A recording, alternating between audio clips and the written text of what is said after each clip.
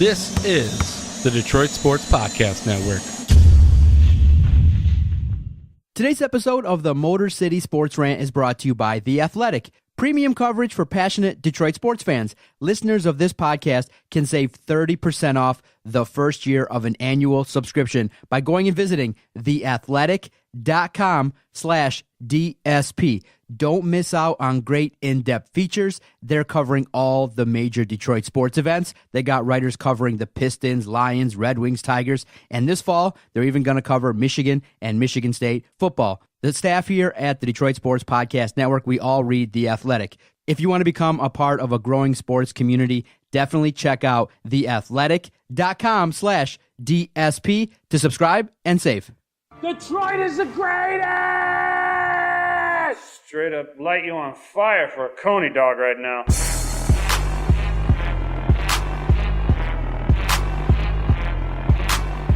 Darren McCarty comes back with Neiman in front of him. McCarty draws. McCarty in. McCarty scores! He makes them a goal! Darren McCarty!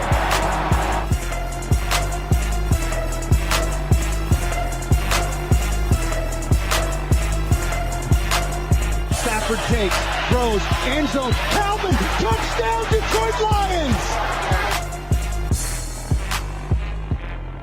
Thanks, everybody, for finding the latest edition of the Motor City Sports Rant. You're listening to the Detroit Sports Podcast Network. I am the Doc, John Macaroon. Jason Jarvie will be joining me shortly via the telephone. He's been doing great things on his own, and he'll be joining me via telephone to discuss all the happenings that's been going around Detroit sports and nationally. Oh, my goodness. What is going on in the sports world? I mean, right now, everybody's talking about it. Everybody has weighed in regarding Ohio State, Urban Meyer.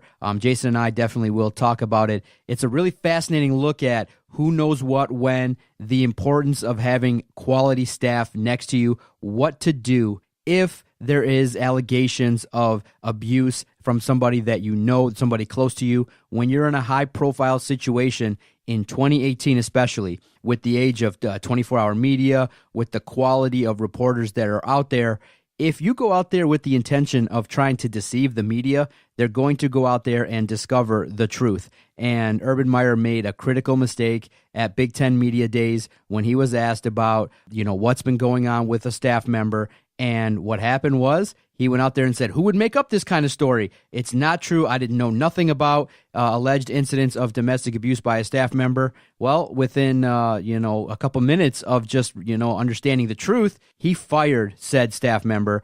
And the ridiculousness of, Zach Smith going to the media and sharing his side of the story is that he kind of went out and told ESPN that everything that he was alleged to have committed against his former wife was self-defense. Well, Brett McMurphy has text messages that indicates that he admits to harming his wife on a trip to Punta Cana. So if you're a liar, if you're somebody that doesn't tell the truth, it's going to be quite evident. It's going to be revealed in the media, and especially in this day and age with the Me Too movement, with what's going on nationally in regards to women's rights. Abuse, allegations of abuse definitely need to be taken seriously, and it's not exactly, a cut and dry situation with Urban Meyer, because he's come out and in a statement via Twitter to Buckeye Nation, he said, look, no, I did take the proper measures. I did report it, but at the same time, people are going to now look to the investigation that's going to take place by Ohio State. They came out and said that they're going to take about 2 weeks to figure out exactly what happened.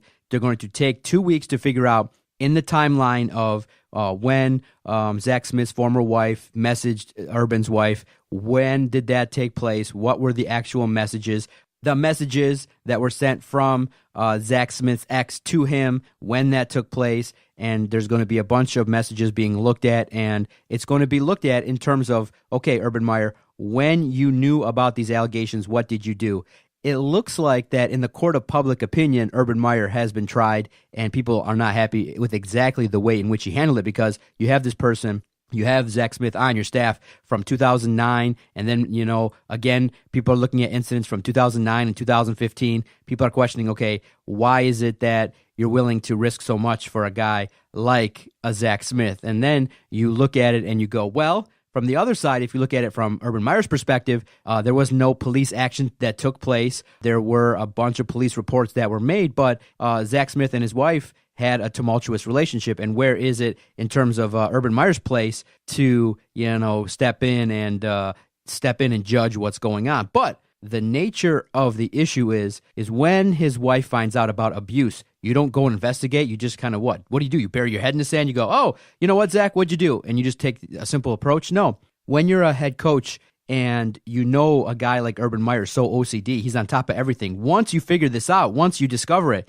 you don't take further action. You don't investigate further. You don't know more than the media does. You don't get those text messages. You don't evaluate it further, and you don't fire Zach Smith a lot earlier. And so I think if something negative happens to Urban Meyer, should he be fired, he'll look back and regret it and go, I really fell on the sword for Zach Smith. Why? A former wide receivers coach? Why would I let go of $40 million? And people are looking at Urban Meyer and going, is he trying to save his job, or is he trying to, if he is fired, is he trying to collect the $40 million that would be owed to him? Is he trying to make a case that I should not be fired with cause? And Ohio State in these next 2 weeks, people are, really looking at it and going, why would you put a timeline on an investigation? Just go out there and look for the truth. And however long it takes, then, you get back to us with the truth, with a thorough investigation, with the thorough findings that reveal what actually happened. So right now, things are not looking good for Ohio State.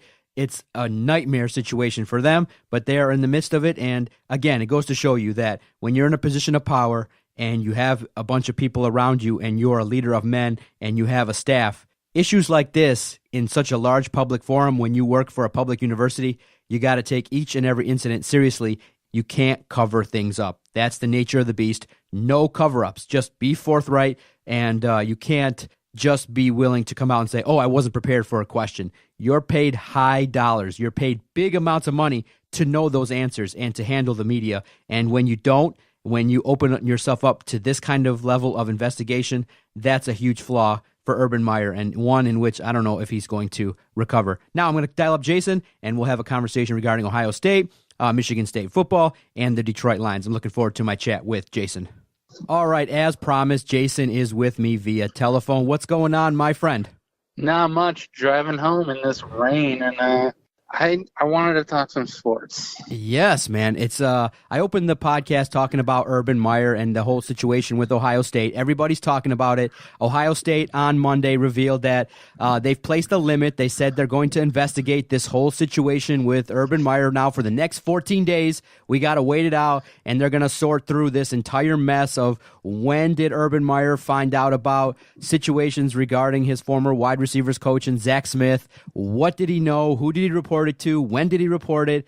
And the truth, I think, is going to come out. But man, Jason, when you heard this news, isn't it just crazy that in 2018 that people have not learned in high-profile jobs that you can't kind of mislead the media when you have press conferences? Really, every word that you use is important. And I understand coach speak, and I understand giving politically correct answers. But in this situation, aren't you really kind of shocked that it got to this with Urban Meyer and this whole situation with Ohio State? Yeah, I mean, you look at his answer at Big Ten Media Days, and if he knew that there was some sort of like actual evidence that, he actually did talk to somebody and he did know about this, he flat out lied at Big Ten Media Days. And I mean, that's one thing. I mean, this really has nothing to do about football. I mean, in the grand scheme of things, yes, he is the football coach at Ohio State University. I mean, the bigger thing is, did he cover up, some sort of, some spousal abuse of a coach on his team. So it's like, I know a lot of people want to dig at him because he is the Ohio State coach, but it's just, man, the guy lied at Big Ten Media Days. When you're this high profile, you can't do that and really expect to get away with it. See, I had an opportunity to talk to some media because I participated in Vito's softball game. So obviously, in between innings, people talked about it. And a prominent media member said, look, I understand that Urban Meyer potentially lied, but coaches lie every day. They try and protect players. They try and protect the information. They talk in coach speak. They give politically correct answers. They give short answers. And so this media member said, look, in the end, the lying part is really minimal because he expects that coaches lie every single day to protect whatever agenda. And I think, obviously I do think that, coaches mislead the media. They don't reveal information. They try and hide things. But what's more disturbing is that you were willing as, a head coach, Urban Meyer, you're making that much money. If he's fired, he's set to lose potentially $40 million with cause.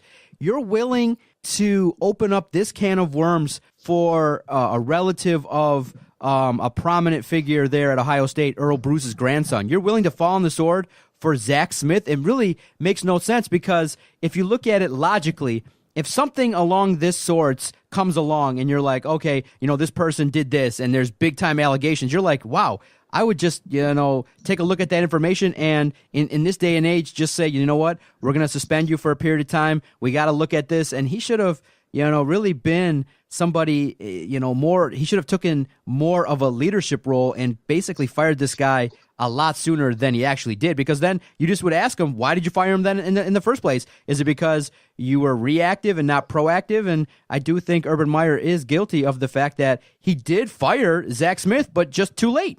Yeah, and you look at after the lie, and the first thought that after I was reading all the stories and all of the conversations between Brett McMurphy and the ex-wife who's claiming all this, and my first thought goes to Urban Meyer's wife is going to be tossed under the bus. She's going to be the first one who's tossed under the bus.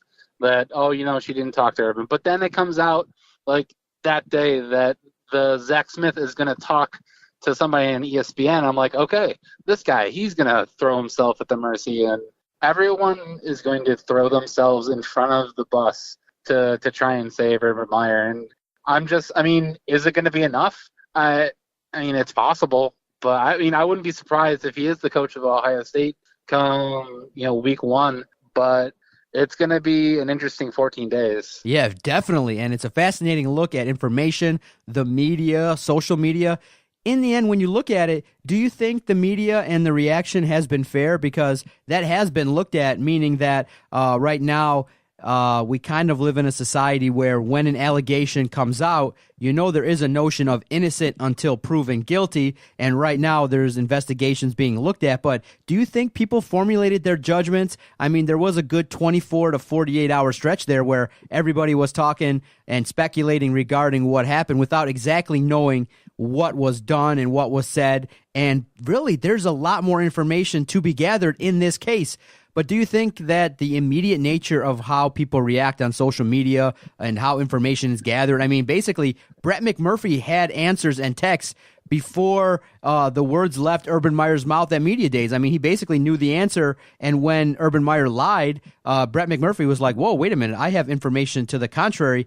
And Urban Meyer opened this can of worms by kind of making the case where he said, who would make up this kind of story? And that's essentially what social media does, is it's complete overreaction. It goes one way where everybody wants Urban Meyer to be fired, or it goes the other way where every Ohio State fan, they have his back. And this is what it goes.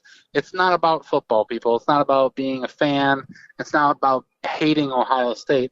This is about finding out what actually happened and what actually is right and wrong. Jason, stop speeding. Are they going to pull you over? Are you okay? They're chasing me. They know I'm trying to. I'm not defending Urban Meyer, but what I am saying is that I would say the same for my coach. I would say the same for Mark D'Antonio, and in essence, we have had to do that for our coach. That it really is. It's innocent until proven guilty. And when the immediate thing happened, I didn't immediately think that Urban Meyer actually did anything wrong, and that we really needed to see this evidence.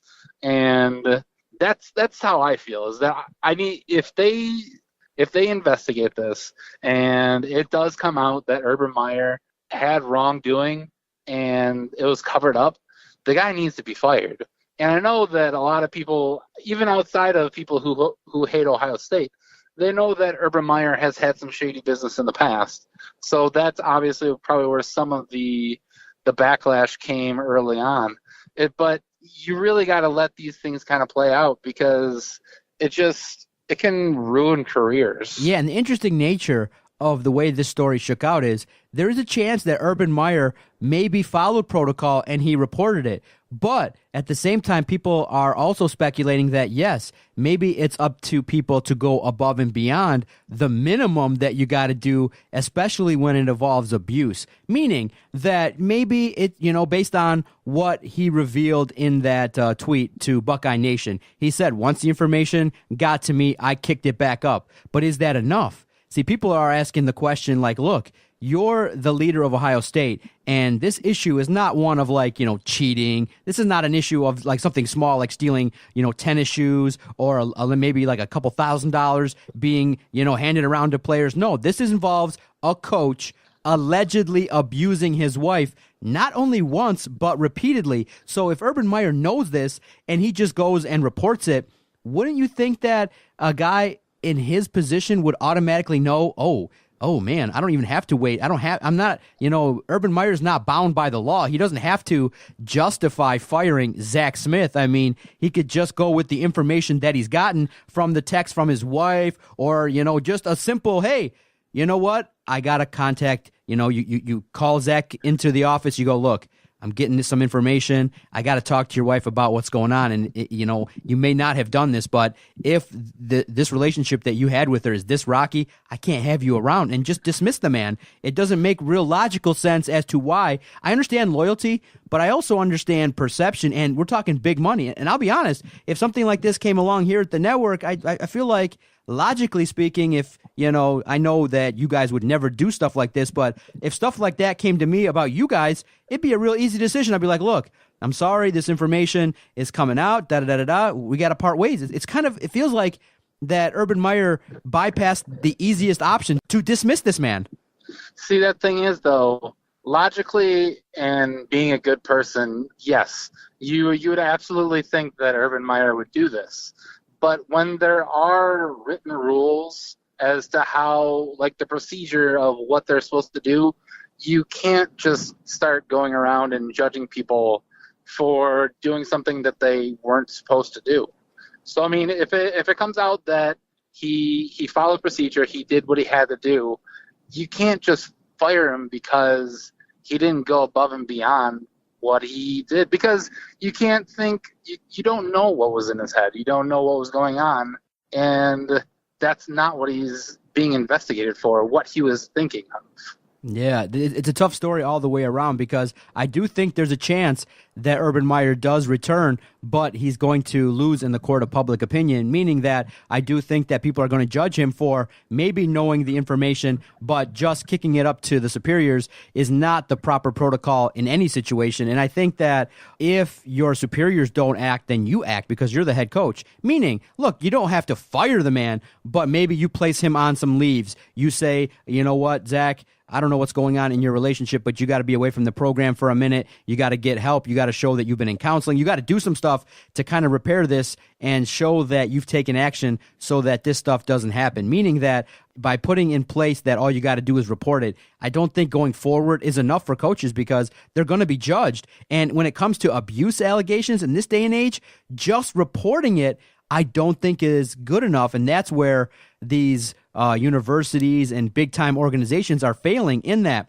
Look, I know it's not fair sometimes when an allegation comes out, and maybe the ultimate punishment is not removal from your job, but if an allegation comes up, then maybe you say, okay, we got to take a step back. We're going to investigate this stuff, and we're going to do our own stuff and make sure that you and your wife are in counseling, that there's been some information. And if it comes out, you say, yes, we've had a staff member that had personal issues, and he's taken these steps so that it appears that you're doing enough to manage this significant issue. Because I do think people are going to talk about what did Urban Meyer do with the information. And if he does, survive this, they're going to look at, okay, you know what, maybe you did exactly what you were supposed to do, but still might have been the wrong way of handling such a delicate situation, especially in cases of domestic violence, sexual abuse. those have to be taken much more seriously and delicately and treated in a much different way than a lot of other issues. And I think those two are probably the biggest ones where you got to rush to action, is allegations of, abuse of any kind from one person to the next. Then maybe this needs to be more on a NCAA level. That the rule needs to be clear. It needs to be black and white. It needs to be, if there's any sort of allegation that, even you have to immediately, do the same thing. Suspend them.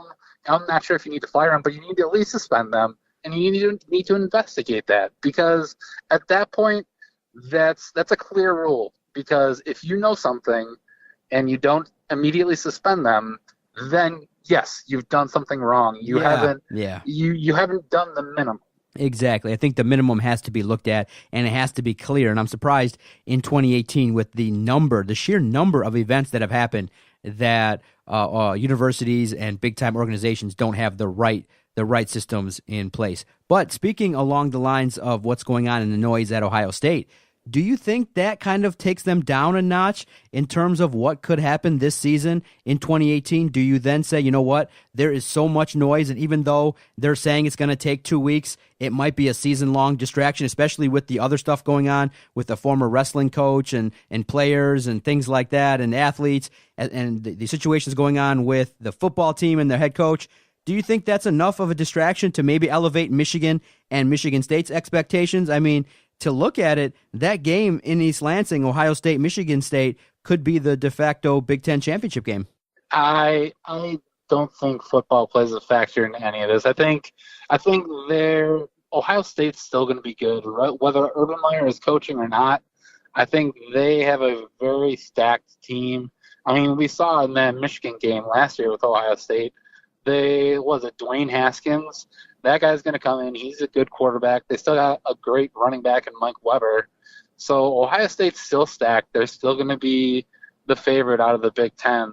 I honestly would be shocked if this serves as that big of a distraction. I think when you talk about what happened with Michigan State this past season in basketball, when you have that kind of a small team, I think that then it becomes a big distraction. But on a football team, when these are gigantic teams, and there's just, I think it's a lot easier to kind of focus on what you got to do for come game day. Yeah, stay tuned. Next week's episode of the Motor City Sports Rant, we'll have our comprehensive preview of Michigan and Michigan State football. We'll break down offenses, defenses, where we think Michigan and Michigan State are going to shake out. But this week was dominated by the news regarding Ohio State. But next week, stay tuned. On Tuesday, we'll break down Michigan and Michigan State football, and we'll definitely have a fun chat. Hopefully, maybe Jason will be in studio. But if it's over the phone, then we'll still give a comprehensive breakdown, and we'll definitely dig deeper into our home teams. Now, switching gears, looking at the first 7 days of Detroit Lions training camp. Similarly, I think you and I can agree that early on, the first week of training camp, it's all generally positive because you get to see the players in pads. Everybody's remained relatively healthy. They're talking about, Frank Ragnow's looking productive. The running backs, finally, Ezekiel Ansah his name has been removed from the PUP list. We'll get a chance to see in this week ahead of practices with Oakland how much involvement he's going to be allowed in the week prior to the first preseason game with Oakland. But all in all, the first 7 days of training camp has kind of been, status quo from years past, in my opinion. That's kind of what we should. We're only going to really see the basics right now. Where we're returning our cast of characters too. You got Stafford, you got Golden Tate, you got Marvin Jones. Hopefully, we have a new and improved running game with LeGarrette Blount and Kerryon Johnson. But I think we'll see that. But I think we'll see that more come in the preseason game when we actually see what they can do. And even then, I know we're just gonna be amazed by how they look and how they're able to hit the holes. But I think it is what it is. It's the first week of Lions practice, and I think the biggest takeaway is that we haven't had any major injuries. Yeah, no major injuries, and people are talking about, the way in which Patricia is running his practice is very intense. He's very knowledgeable. He seems very organized, and people are discussing that, okay, look, Matt Patricia kind of understands what he's doing, and he seems professional. He's learned a lot from his time with Bill Belichick and the Patriots. He organizes a good practice. But in the end now, people are starting to take a deeper look into the season, what's going to happen, and the biggest concern that's coming out of right now training camp is that defense. Everybody's talking about that offense. It should be stable. It should put up a lot of points. People are concerned regarding the fact that, look, that defensive line is kind of makeshift and is made up of players that have been, dealing with injury problems. Not only dealing with minor injuries, but some major injuries a la Kerry Hyder. What is he going to produce? What is going to be the logical growth of the linebacker? So that defense is starting to be looked at as a major concern for the Detroit Lions. Yeah, and that's what we get from the first 3 years of Bob Quinn, really focusing on building the offense in the past couple of years through the draft. I think in future drafts, I think you're going to see a lot more defensive picks in the first couple rounds because we really need to start building that. And especially now that with Matt Patricia here, I think you're going to see that. You're going to see our offense solidify, but the defense is going to have to start to find they're going to have to find their name and who they are, what they can do. So, are they going to be a 4-3? Are they going to be a 3-4? Are they going to be some sort of hybrid defense? Because, I know we've heard Ziggy Ansah. I'm not sure if he's too happy about having to maybe play a hybrid role between defensive end and a linebacker. So it's really going to be something to watch through the rest of this training camp, through the rest of these preseason games, and to see what is this defense going to be. It's not that I don't like the talent, but there are a lot of questions. I think if everything clicked right, we could be a very good defense. But just as easily, I think everything could go wrong, and we could be looking at another bottom 20 to one of the worst defenses in the league. Did you get a chance to watch the Hall of Fame game between the Bears and the Ravens? Did you peek into that at all a little bit? I watched a little bit of it. I didn't get to catch any of the first half. I wouldn't have liked to see Mitchell Trubisky and see what he was able to do, but I did catch some of the second half. I didn't really care for the Bears on offense, right. But it was interesting to see Lamar Jackson because he was a high draft pick, and people were wondering what he was going to be coming out of college. I know his type of player. They would have assumed that maybe he would try to switch roles to maybe be a wide receiver. And I know him going into the draft, he didn't even try out in the 40-yard dash or any of the receiver drills because he wanted to go into the draft wanting to be a quarterback. It's going to be interesting seeing what comes from him. He could be, I think top end, I think he'd be a top 15 quarterback in the league. But he's just like all those mobile quarterbacks. He's got to be smart. He's got to be careful, and he's going to have to throw the ball a lot more than rely on his legs. Exactly. And the other storyline, obviously, you pointed the big one. One of the major storylines was looking at Lamar Jackson and what he was able to do, kind of, rushing a little bit too much. That interception wasn't the best throw that he ever had. But the other thing that people pointed out to was this helmet rule.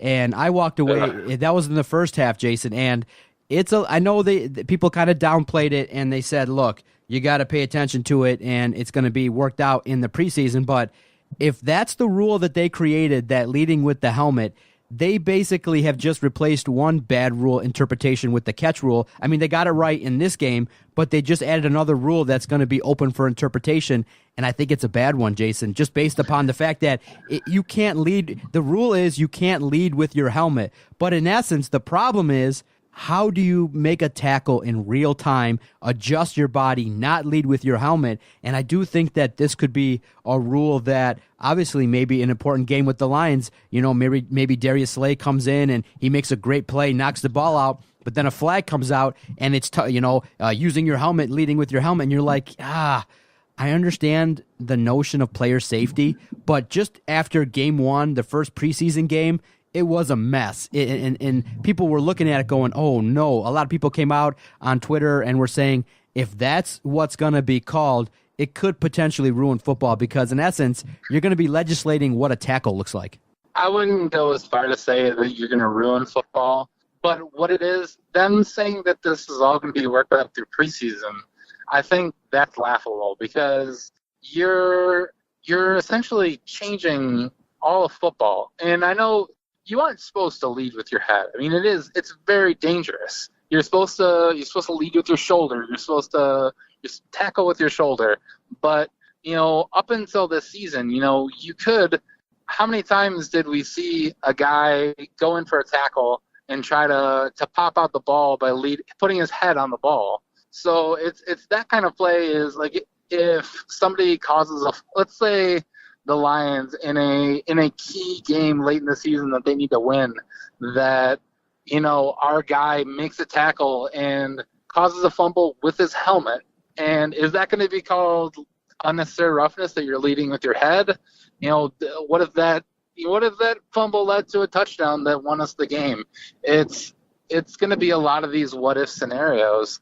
I don't think it's going to ruin football, but it's something that the players, they're going to have to adapt to. They've been playing football this other way their entire lives, and for them to say, hey, you got to do this now, and you got to change everything that you've already learned and know, and do it in about 6 or 7 weeks. Because, from the time training camp starts to time the regular season starts, that's all you really got. All right, a couple quick hitters before we get out of here. Jason, kind enough to give us a few minutes.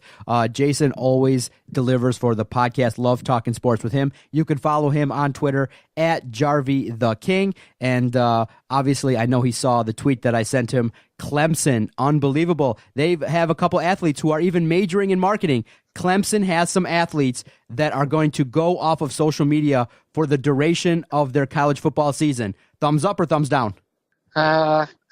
I don't care. I guess I'd say thumbs down because who cares? Just don't put stupid stuff on social media. All right. Did you get a chance to peek into any of the Hall of Fame speeches? Did you come around at all to Terrell Owens deciding, you know what, I'd rather have my own shine and do it in public? Because I did get a chance to watch some of the speeches. They were very passionate. They got a chance to show love and give back to the game. Ray Lewis's speech went damn near 35 minutes. It was almost like a sermon. The emotion that you can share on the biggest stage. What'd you make of the Hall of Fame? Did you think that Terrell Owens blew an opportunity to go there finally? It's hard to say because what I'll call it is it's very typical Terrell Owens is that he did it the way that he was going to do it.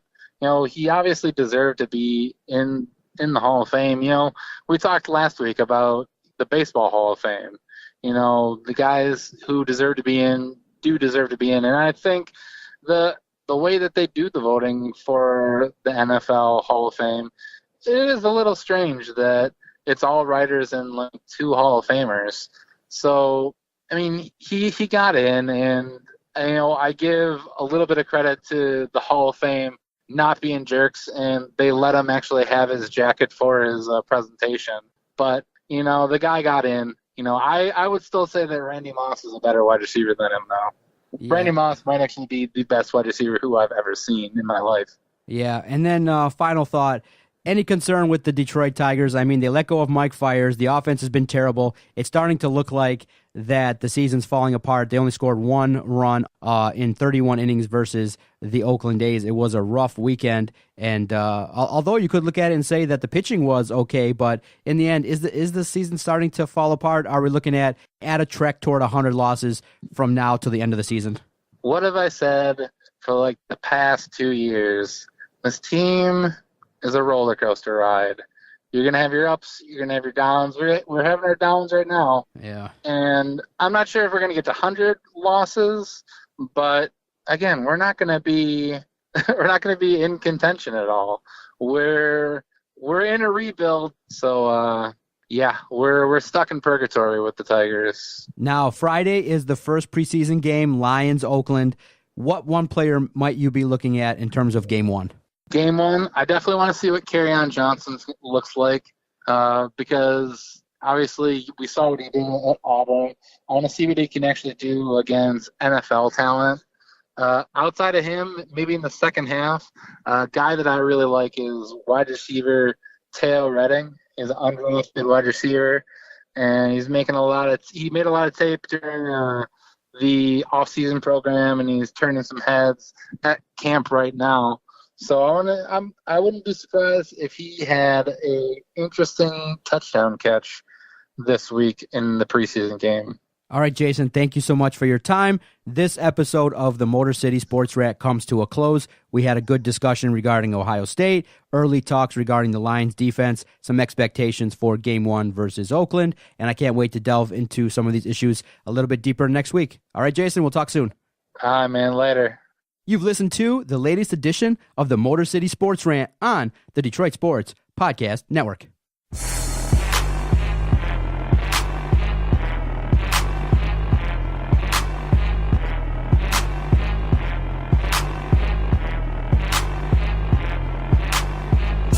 Okay, nice, idiot. F you. Bye-bye.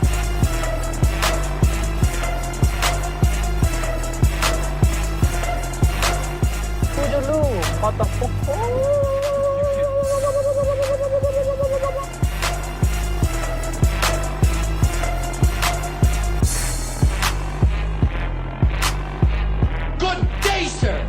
I said good day.